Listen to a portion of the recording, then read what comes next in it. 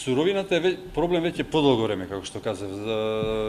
Согласно информациите кои ги имаме и од производителите и статистиката гледано, и оваа година имаме недостиг на пиперка, значи зајвар и домат. Проблемот со увоз е следен. Македонија има висока царина. Царината е 45% и кај пиперката и кај доматот, плюс 0,12 евра по килограм прелевман, што е секако превисока царина. Практично на компаниите не им се исплати да увезуваат по оваа цена суровина. Додека од друга страна, например, една Србија има можност да увезе суровина по далеку пониска цена, по далеку пониска царина, се извинувам, од 18%.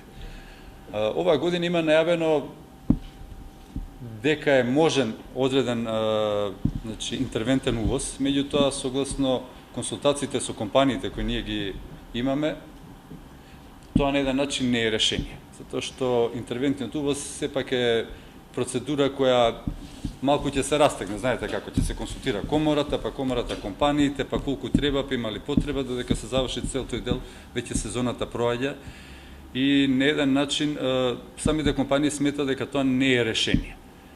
Например, во Германија има посебно тело, комисија која следи ситуацијата и која во оној период кој ќе примети дека постои недостаток, дека имаме веќе ценовен дисбаланс на пазарот, тие веднаш реагираат. Можеби тоа како идеја ќе нас би било добро да се предложи, значи веќе некаде почетокот или до половина на септември едно тело да анализира ситуацијата и доколку има потреба да се пушти увоз, затоа што практично откупот завршува некаде до крајот на овој месец, кој ќе излеземе повторно веќе со конкретни мерки.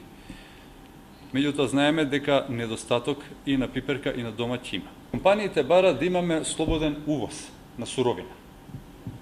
Нормално, тука се работи за увоз од земји од истокот, Египет, Мароко, Сирија, Турција, и тој увоз да биде постојан преку целата година и да биде слободен. Затоа што практично, освен договорите кои компаниите ги склучуваат со земјоделците, да можат на време да реагираат и да купат суровина и по поевтина цена. Во тој случај мислиме дека многу поголем дел од вкупниот потенцијал, кој што реков, кој е само 35% искористен, во тој случај ќе биде далеку повеќе искористен, затоа што на еден начин компаниите наши не се во можност да склучуваат договори, како што беше Керфур сега или други поголеми ланци кои имаат големи нарачки, но и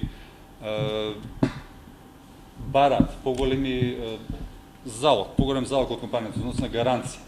И компаниите свесни дека можни се осцилации, значи во набавката на суровина, на еден начин не склучуваат договори, односно самите се лимитираат, иако постои заинтересираност од големите ланци надвор и можности за поголем извоз.